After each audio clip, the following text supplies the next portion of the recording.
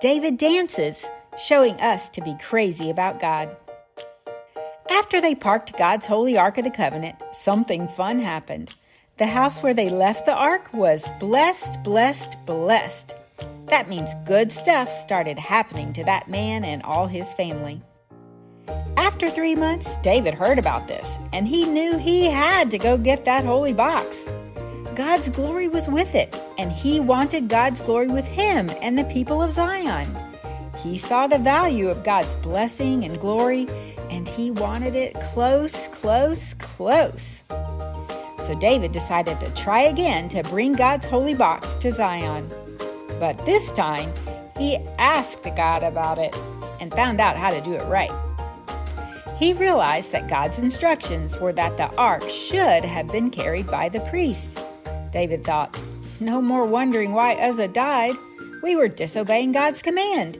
We were doing it our own way without asking God. God's glory had been away from God's children for so many years that people didn't even remember what God had commanded. But now David knew that bringing God's glory back meant doing it God's way. So that's exactly what they were going to do.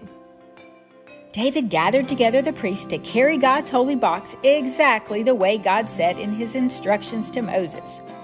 The priests had gotten ready, and together they lifted the ark with its poles and carried it on their shoulders. God's glory was coming to Zion. It was a wonderful day. David brought together many musicians to play happy music on cymbals and trumpets and harps. People from all the tribes of Israel were there. Everyone was shouting and celebrating. The ark, God's holy box, where his glory and throne were, was coming to be with his children again. There wasn't anything in the whole world that could have made David happier than that. As a good leader, David knew that having God's glory with him mattered. Your glory, O God, I've got to have it. I can't live without it. I can't lead without it. You being with us matters. And now that God's throne, the glory box, was with him, David was going to show God just how much it mattered to him. He wanted to break through every barrier between him and God.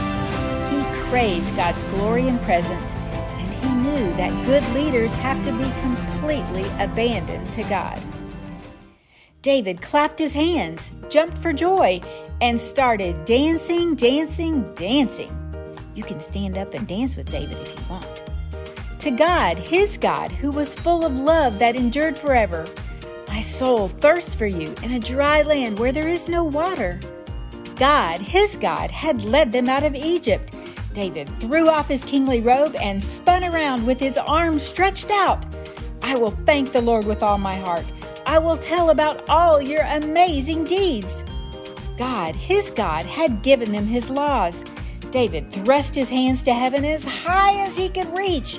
Hooray for God! I will lift my hands to your commands, which I love, love, love. God, his God, who had saved them from their enemies so many times. David flicked off his shoes and kicked up his feet high into the air. I love you, Lord, my source of strength. I called to the Lord, who is worthy of praise, and I was delivered from all my enemies. God, his God, who was good and wise and strong and powerful. What a great and living God! David danced faster and faster. He maybe even did a few backflips. O Lord, our Lord, how magnificent is your reputation throughout all the earth! David danced, danced, danced with all his heart, soul, mind, and strength for God. He danced into the city and through the streets. He humbled himself and celebrated the glory of God with everything he had. David was going absolutely crazy for his God. It's important for you to know that David was not being silly. Anyone can act silly. In fact, some people act silly or crazy so that they can get people to laugh at them. They just want people's attention. But that was not what David did. David, a man after God's own heart, humbled himself and danced, unashamed. He just threw away self and pride and was humble and undone before God, which is totally different from attention-grabbing silliness, huh? Everyone else was celebrating too, all of Israel, together as one, bringing the ark into Zion. At some point, David sang, "How good and enjoyable it is when God's people live together in peace and unity. It's like precious oil poured on the head and running down the beard. It's where the Lord pours out His blessing, even life forever." Finally, they got to the tent David made for God's holy ark, and the priests put it inside.